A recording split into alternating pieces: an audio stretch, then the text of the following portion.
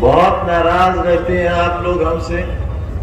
آپ سے مراد آپ نہیں، وہ لوگ جو منافق ہیں، جو اپنے آپ کے دشمن ہیں، اپنے کل کے دشمن ہیں، اپنی نسلوں کے دشمن ہیں.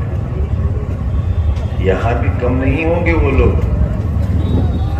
اور یہاں وہ لوگ بھی موجود ہیں جن کا ٹیلی فون سیدھا مراد آباد اور رامپور اور لکھنؤ اور دلی تک ملا ہوا ہوگا. یہاں سے ڈائریکٹ ٹیلی کاسٹ ہو رہا ہے اور وہ سنا جا رہا ہے. اگر میری یہ حیثیت نہیں ہوتی، جس کی کوئی غلط فہمی نہیں ہے مجھے، تو 24 گھنٹے نہیں بلکہ 24 منٹ کے اندر میری ممبرشپ خارج کر کے الیکشن کمیشن نئے چناؤ کا اعلان نہیں کر دیتا. 5 بجے عدالت کا حکم ہوتا ہے، اور اس جرم کی سب سے بڑی سزا جو کہ 3 برس کی تھی، اگر یہ 30 برس کی بھی ہوتی تو یہ سزا شاید مجھے دی جا سکتی. وہ سزا دی گئی، اور 5:10 پر الیکشن کمیشن نے اعلان کر دیا کہ رامپور میں الیکشن ہوگا. اور راتوں رات اتر پردیش ودھان سبھا کے اسپیکر نے ودھان سبھا 37 نہیں بلکہ ہڑبڑاہٹ میں ودھان سبھا 38 کی سیٹ کو ویکنٹ ڈکلیئر کر دیا، اور اگلے دن چناؤ کی تیاریاں شروع ہو گئی. میں ظلم سہتا رہا. میرا پورا خاندان، یہ خاندان ہی تو ہے میرا، آج بھی جیلوں کے اندر ہے. میں تنہا کوٹری میں اندھیری راتوں میں تمہارے کل کی یاد کر کے روتا رہا. پلاسٹک کے مگ میں دال کے پانی سے سڑے ہوئے گیہوں کی روٹی کھاتا رہا.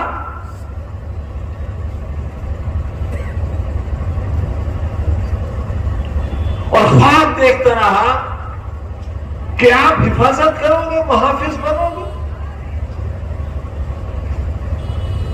مجھے تو سزا مل گئی، بچوں کی آپ بھی نہیں. اور یاد رکھنا، میری سزا تو قبر میں میرے ساتھ چلی جائے گی، مگر تمہارے گناہ کی سزا کئی نسلیں بھگتیں گی. آخرت میں جواب نہیں دے پاؤ گے. میں جب ایمبولینس سے اپنی زندگی اور موت کی سانسیں گن رہا تھا اور سیتاپور جیل سے مجھے نکالا گیا تھا یہ سوچ کر کہ میں جیل کے اندر نہ مر جاؤں، سیتاپور کی سرحدوں کے باہر جا کر، اس وقت بھی یہ قلم میری جیب میں لگا ہوا تھا. یہی قلم تھا، اپنے لیے نہیں، تمہارے بچوں کے لیے. میں تو پڑھ چکا، میرے گناہ کی کتنی سزا دو گے آپ. میں ایم پی نہیں رہا اس لیے کہ میں نے یہ سوچا تھا کہ حکومت آ جائے گی اور میں اس اندھیرے کو ایک بار پھر اجالے میں تبدیل کرنے کی مولا کے کرم سے کوشش کروں گا، جو بن گیا.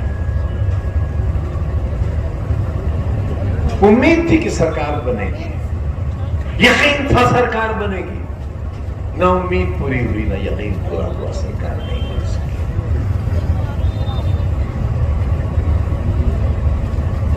پارلیمنٹ سے استعفیٰ دے دیا میں نے، اسمبلی کا ممبر ہو گیا میں آسمان سے زمین پر آ گیا. وہ آسمان جو کبھی میرا تھا، وہ زمین جو کبھی میری تھی، آپ نے نہ آسمان کا لحاظ کیا اور نہ زمین کا لحاظ کیا. میں شکایت کرنے آیا ہوں آپ سے، اور اس خانہ خدا کو جس طرح حاضر جان کر عاصم راجہ نے کہا ہے، میری جیل کی ایک सांस का हिसाब नहीं चुकता कर सकते, मेरे एक आंसू का हिसाब नहीं दे सकते आप। सामने की बैरिक में मेरी बीवी बंद थी और 8x11 की कोठरी में मेरे साथ मेरा बेटा बंद था। कोई है बाप, कोई है ऐसा जालिम बाप जो 27 महीने तक अपनी औलाद के खून के आंसू अपनी आंखों से देखता रहा हो? है कोई बाप ऐसा जालिम? मैं हूं ऐसा बाप। किसके लिए?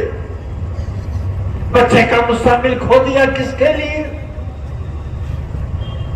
बीमार बीवी 1 साल रहती रही कैद के अंदर, प्रोफेसर से रिटायर होने वाली औरत, किसके लिए? सोने और चांदी के कंगन के लिए? किसी आलीशान कोठी या महल के लिए? किसी जहाज या हेलीकॉप्टर के लिए? इसके लिए पार्लियामेंट का चुनाव आया और आपने असीम रजा को हरा दिया। शर्म नहीं आई आपको?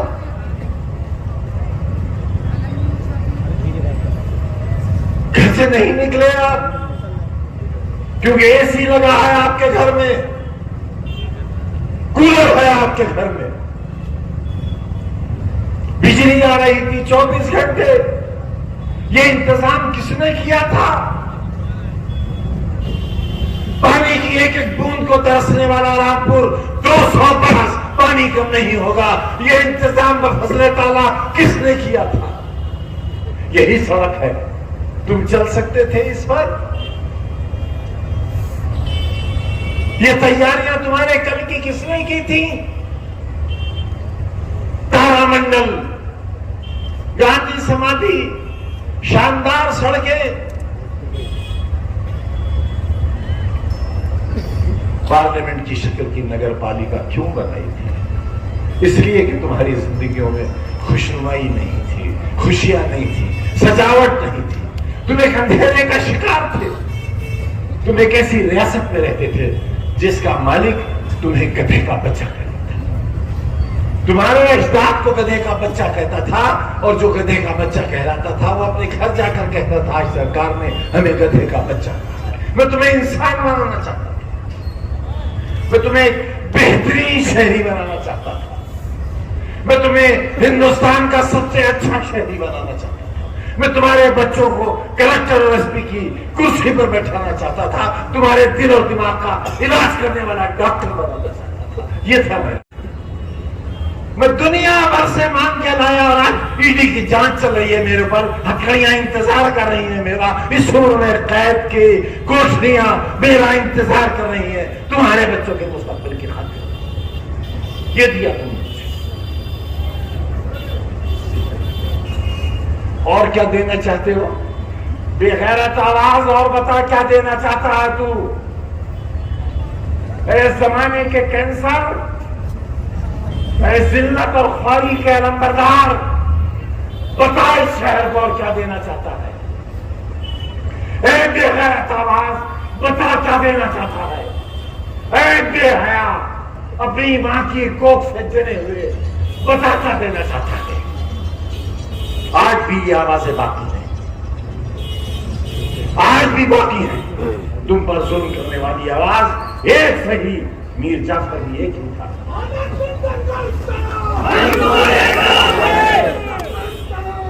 हमारे साथ है। मेरी मौत चाहते हो? मेरी मौत चाहते हो? मारो मुझे, मार दो गोली यहां मुझे। खुदा की कसम वो मौत मेरी जिंदगी की तकलीफों से सस्ती होगी और अच्छी होगी। मेरे पूरे घर को मार दो। तुम्हें मालूम है जुल्म के कितने पहाड़ सह रहे हैं हम?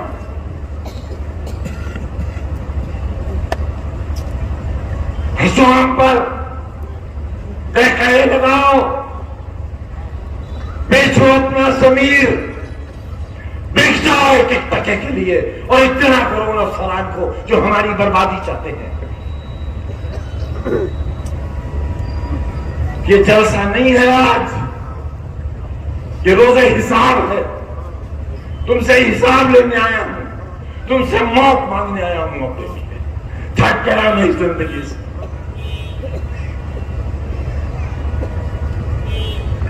ازاخا جیل میں بند ہے, ان کی ایریا کے آنسو نہیں دیکھے جاتے مجھے. جیل میں بچے بند ہے بے گناہ, کسی نے مشین نہیں چرائی ہے, کسی نے فرنیچر نہیں چرایا ہے. میں لاتا تھا کلکتے سے ٹرک کے ٹرک بھر کے فرنیچر کے پرانے کباڑ کے, ان کی مرمت کراتا تھا, انہیں پالش کراتا تھا, اور تمہاری اس یونیورسٹی میں انہیں سجاتا تھا. پولیس انہیں اٹھا کر لے گئی, ہمیں ڈاکو اور چور بنا دیا. جینا چاہوں گا, جینا چاہوں گا ایسی زندگی نہ. حرام ہے خودکشی, اس لیے زندہ, اس لیے زندہ کیونکہ خودکشی. ہر لمحہ ظلم کا انتظار. یہ آبادی بدنصیبوں کی آبادی ہے. پوری دنیا کے سب سے کم نصیب لوگ میرے لوگ یہاں رہتے ہیں, اس لیے ان پر ستم ڈھایا جا رہا ہے. میرا دل پھٹ جائے گا, میرا دل پھٹ جائے گا اگر تم نے بے وفائی کی تو. آپ میرے ساتھ دھوکہ مت کرنا, میرے پاس بہت وقت ہے بھی نہیں. مت کرنا دھوکہ میرے سے. اور جان لو اچھی طرح جان لو, بھیڑیا تمہارے دروازے پہ کھڑا ہے. اگر وہ تمہارے گھر کے اندر داخل ہو گیا, اپنی آبروؤں کی حفاظت نہیں کر سکو گے.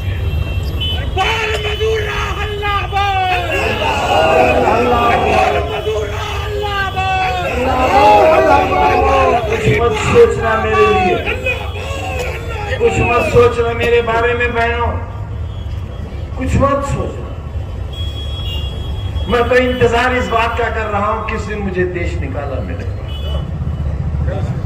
کیونکہ اب صرف ایک ہی ظلم باقی رہ گیا ہے کہ مجھے ہندوستان سے نکال دیا جائے. میرا ووٹ دینے تک کا اختیار ہے,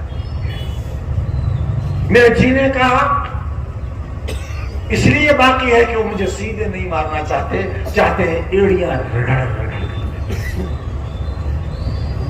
سارا دن عدالت میں کھڑا رہتا ہوں.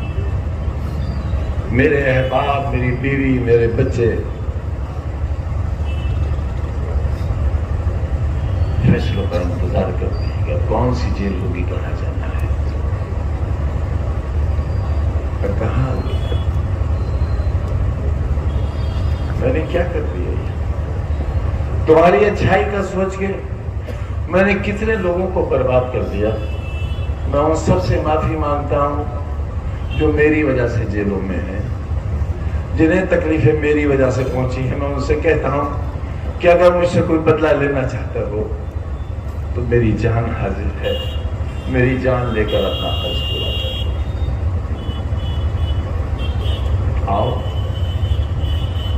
آؤ مارو مجھے, پتھراؤ کرو میرے اوپر, کوئی تمنچا نکالو. اسی قلعے کے میدان میں میرے سینے پر 7-7 8-8 تمنچے رکھ کر گولی چلائی گئی تھی.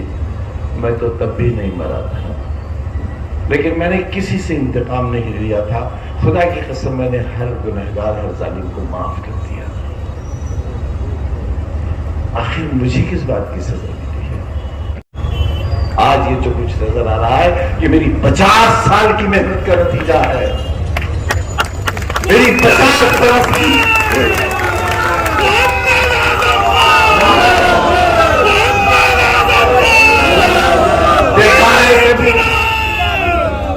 آپ تو پوری دنیا میں گھومتے ہو, پورے ہندوستان میں جاتے ہو, کسی ہوٹل میں مجھے کھانا کھاتے دیکھا تم نے آج تک؟ رامپور میں کہیں چائے کافی پیتے دیکھا آج تک؟ کسی ٹھیلے پر پتیسے کھاتے دیکھا آج تک؟ کبھی قہقہا مار کر ہنستے ہوئے دیکھا مجھے آپ نے؟ پھر آخر میری مسکراہٹیں کیوں چھین لی آپ نے؟ میری سانسیں کیوں چھین لی آپ نے؟ 27 مہینے کی تنہا کوٹری کی قید کیوں دی آپ نے ہم کو؟ کیا غلطی تھی ہماری؟ کیا خطا تھی ہماری؟ گناہ بتاؤ ہمارا، کیوں ہوا زمانہ دشمن؟ سرکار کیوں دشمن ہوئی میری جان کی دشمن کیوں ہوئی؟ مجھے کیوں جیل میں زہر دیا گیا؟ بتاؤ مجھے کیوں زہر دیا گیا؟ 2 دن تک کرونا کے بھیانک مریض کو جیل کے باہر کیوں نہیں جانے دیا گیا تاکہ میں مر جاؤں؟ کیوں آخر کیا آپ نے میرے ساتھ ایسا؟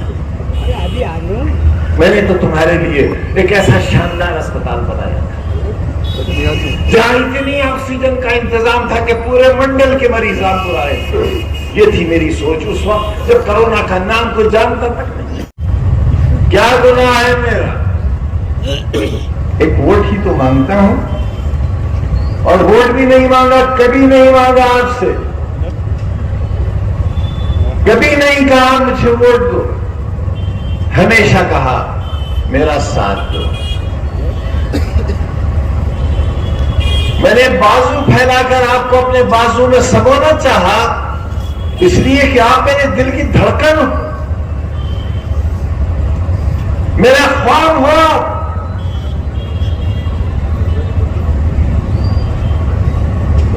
میں آبرو ہوں آپ کی اور آپ جان ہو میری. نہ میں آبرو کھونا چاہتا ہوں اور نہ تم جان کھونا چاہتے ہو.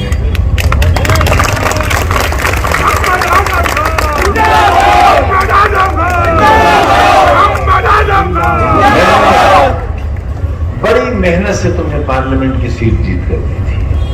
کس سے جیتی تھی میں نے؟ ہندوستان کی ایک بہت مشہور فلم اداکارہ سے، جن کا بہت گلیمر تھا رامپور میں. 2 بار کی سانسد رہی ہوئی. اتر پردیش میں بھاجپا کی سرکار، کیندر میں بھاجپا کی سرکار. اس کے باوجود آزادی کے ایک لمبے سفر میں 1947 کے بعد آپ کی جھولی میں لا کر ڈالتی تھی یہ سیٹ. تقریباً 1.5 لاکھ ووٹوں سے جیت کر، اور اس وقت جبکہ 1.5 لاکھ ووٹوں کی بے ایمانی بھی ہوئی، مگر آپ نے اس کی قدر نہیں کی. تو تم نے کیا کیا میرے ارمانوں کے ساتھ؟ گھر سے نہیں نکلے راجا کے لیے، کیونکہ ایئر کنڈیشن کی ٹھنڈی ہوائیں تمہیں زیادہ پسند تھی. نینی تال کی ٹھنڈی فضائیں، ہوائیں اور وہاں کی پہاڑیاں تمہیں پسند تھیں، اور تم نینی تال چلے گئے. اس طریقے شرم نہیں آئی؟ نہیں شرم آئی؟ مجھے آئی، مجھے آج بھی آتی ہے شرم. وہاں جا کر شرابیں پینے والے لوگ، ٹھنڈی وادیوں میں عیش و عشرت کا وقت گزارنے والے لوگ رامپور کے مستقبل کے محافظ نہیں ہو سکتے. آج اور نہ کل.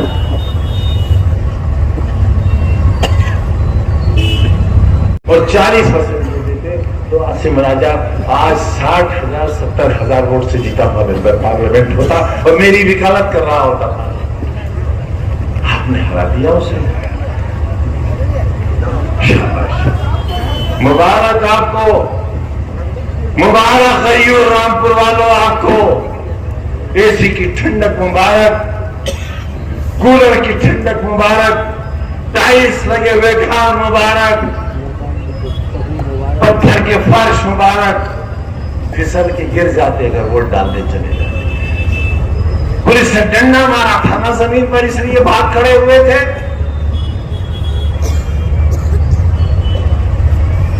اگر ایک جسم پر بھی لگ جاتا مر تو نہیں جاتے. میں تمہارے زخموں پر اپنے دل کا خون لگا کر ان کو مرہم بنا دیتا، اور تم گھر سے نکلتے تو ظالموں.